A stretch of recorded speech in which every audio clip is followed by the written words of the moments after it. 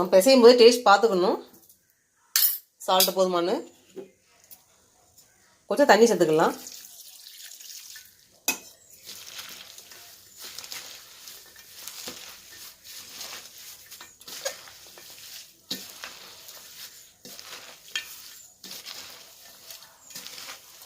கேழ்வரகு ரொட்டிக்கு முருங்கைக்கீரை கூட டேஸ்ட் நல்லாயிருக்கும். முருங்கைக்கீரை பிடிக்காதவங்க அவாய்ட் பண்ணிடலாம்.